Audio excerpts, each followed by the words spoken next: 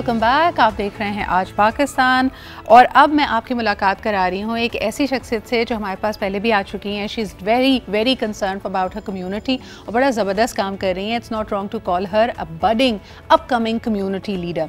इनका ताल्लुक लियारी से है और लियारी में she is already running her own school, जिसके हवाले से हमने पहले भी इनको प्रोग्राम में दावत दी। लेकिन आपको ये भी बताते चलें कि she is a theatre enthusiast और थिएटर के बाद अब इन्होंने अपनी पहली मूवी डायरेक्ट की है। ये मूवी बेस्ड है हानी बलोच की कहानी पे, द मिरर ऑफ लाइफ। और इसमें जितने भी अदाकार आप देखेंगे उनका ताल्लुक हमारे बलोच एक्टर्स की कम्युनिटी से है। लेकिन ये जो पर्टिकुलर मूवी है ये उर्दू ज़बान में बनाई गई है। इसकी कहानी बड़ी मुनफरद है। तो आइए मुलाकात करते हैं इसकी डायरेक्टर से, यानी हमारे साथ मौजूद हैं माहीन वाहिद बलोच। अस्सलाम वालेकुम माहीन। वालेकुम अस्सलाम। Thank you so much for being here and it's always a pleasure to see you. मुझे बताओ इस कहानी के बारे में, क्योंकि ये 28 फरवरी को आने वाली है। कहाँ रिलीज़ होगी? ऑनलाइन? नहीं, इसे हम आर्ट्स काउंसिल में स्क्रीनिंग करने जा रहे हैं और ट्रेलर मैं यूट्यूब चैनल पे अपने लॉन्च कर चुकी हूँ। बेसिकली ये कहानी विमेन इशू पे है और ये रियल स्टोरी पे है। तो मैं चाह रही थी कि क्यों ना हम इसको एक फ़िल्म की शक्ल में लेकर आएँ, क्योंकि कहते हैं ना कि आर्ट एक ऐसी चीज़ है जिसके साथ हम पीसफुली अपने मैसेज को आगे ले जा सकते हैं। तो आर्ट पे तो मैं बचपन से ही काम कर रही हूँ थिएटर लाइफ में। तो अब फिल्म डिजिटल की तरफ आने में मुझे 2 साल लग गए और 2 साल के बाद मेरी फ़िल्म आ रही है और मैं उसके लिए बहुत एक्साइटेड हूँ।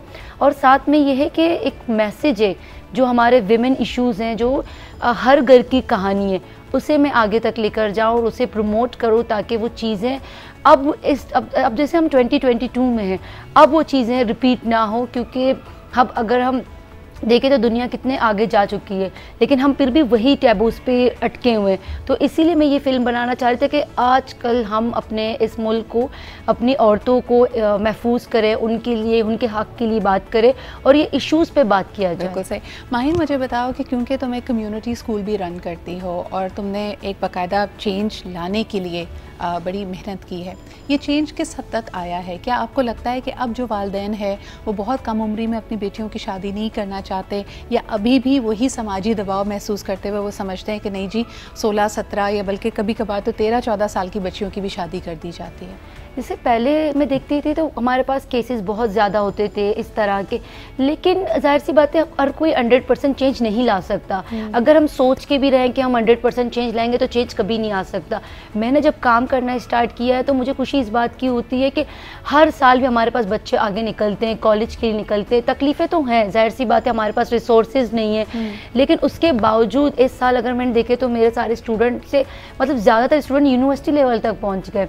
तो ये भी हमारी कामयाबी कि एक लड़की को हमने बचा दिया। एक कहते हैं ना कि अगर एक लड़की आगे पढ़ लिख के आगे जाती है तो वो पूरे माशरे को संभालती है। अगर मैंने ये काम किया है तो आज उसी काम के साथ मिस्ताक फाउंडेशन काम कर रहा है, उसमें बहुत सारे बच्चे पढ़ रहे हैं। क्योंकि मैं कहती हूँ कि अगर 10% भी पॉजिटिविटी है तो हम उसे क्यों ना शेयर करें। प्रॉब्लम्स हैं, मानती हूँ प्रॉब्लम्स है, अर्ली चाइल्ड मैरिज पे भी अभी भी बहुत से केसेस सामने आते हैं, लेकिन फिर भी हमारे पास पॉजिटिव वे पे अगर हम देखें तो बच्चियाँ आगे आ रही हैं, काम कर रही हैं। मैं समझती हूँ कि अगर 1 साल का भी फ़र्क हो, यानी अगर कोई शख्स समझता था कि जी 14-13 साल की बच्चियों की शादी हो जानी चाहिए, and if they can even delay it to the legal age of 18, यानी 18 साल से कम उम्र बच्ची की शादी करना तो एक क्राइम भी है, it's a punishable offence.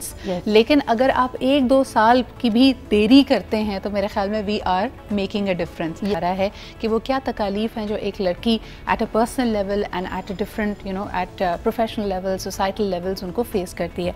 Maheen, ये कहानी जब तुम when you were directing it कैसा महसूस करती थी और तुम्हारे सारे एक्टर्स ने कैसा फ़ील किया? बिकॉज आई एम श्योर कि वो एक बहुत ही मुख्तलिफ सोच रखते होंगे, तो क्या वो रिलेट कर पा रहे थे इस तकलीफ़ के साथ? असल में सबसे पहले जब मैं इसको लिख रही थी तो स्टार्टिंग में बहुत इश्यूज़ थे, क्योंकि मैं एक थिएटर फील्ड से आई थी। तो फिल्म की स्क्रिप्ट लिखना एक बहुत चैलेंजिंग था मेरे लिए। तो मैं अरीना में पढ़ती थी। मुझे याद है कि मैं अरीना में जब कोर्स करने जाती थी तो सर अब्बास जो हमारे हेड होते थे वो मुझे बहुत सपोर्ट करते थे। इसके साथ हमारे जैसे मेरे फिल्म इंडस्ट्री के मेरे दोस्त है, असद है, सागर है, तो वो मुझे बहुत मोटिवेट करते थे कि माहिन तुम कर सकती हो। मुझे 1.5 साल सिर्फ स्टोरी लिखने में लगे। तो इसके बाद हमने कास्ट को फाइनल किया, क्योंकि मैं काम करती हूँ, हमारा इतना बड़ा ऑर्गेनाइजेशन नहीं है, हमारे पास फंड नहीं है, हमारे पास रिसोर्स नहीं है। स्क्रिप्ट तो आ गई, अब मेन मसला ये था कि हम इसे प्रोड्यूसर कहाँ से लाए, हम कौन हमारे फिल्म पे इन्वेस्ट करने के लिए तैयार होगा। तो वैसे मैं अपनी स्टोरी, जैसे मैं जाती हूँ सेंटर, तो मैंने अपने टीचर्स को दिखाया, सर अब्बास जो मैं हमारे अरीना मल्टीमीडिया IIC के हेड हैं, तो उन्होंने बहुत पॉजिटिव रिस्पांस दिया कि माहिन आप फिल्म बनाओ, मैं आपको सपोर्ट करने के लिए तैयार हूँ।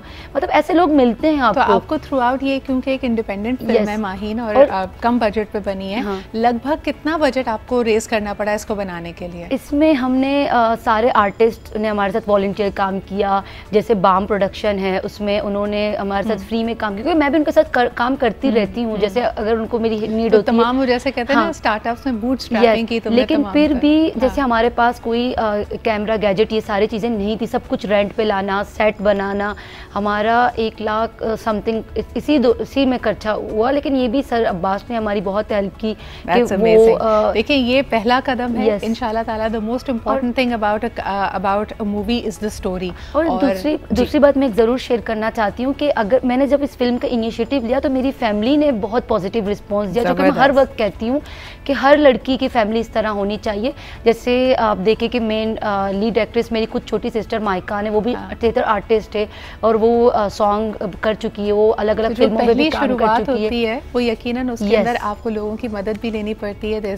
you're nothing without teamwork. Yes, definitely. लेकिन I am sure माहिन कि you are going to go places. I want to wish you the best of luck. Thank you so much. और जी 28 फरवरी को ये अपनी मूवी प्ले करेंगी एट द आर्ट्स काउंसिल, उसका premiere होगा। We want to support you in that. और मैं एक बात और ऐड करना चाह रही हूँ कि हम लोग वेट करते हैं कि हमारे पास चीज़ें नहीं है। मैं कहती हूँ कि अगर आपको काम करने का जज्बा है तो कोई भी आपको रोक नहीं सकता। जैसे मैं आर्ट काउंसिल के हमारे डायरेक्टर है अहमद शाह, मैं उनको भी थैंक्स कहना चाहती हूँ, क्योंकि वो भी हर वक्त हमें प्लेटफॉर्म प्रोवाइड करते हैं। जब भी मैं जाती हूँ उनके पास, मैं ये चीज़ें करती हूँ। जैसे हमें वेट नहीं करना चाहिए, अगर आप में जज्बा है। What you already have. Mahin, thank you so much for being here. That is all the time we have, but wishing you and your entire team the very best of luck. लेते हैं जी एक छोटा सा break and we are going to be right back.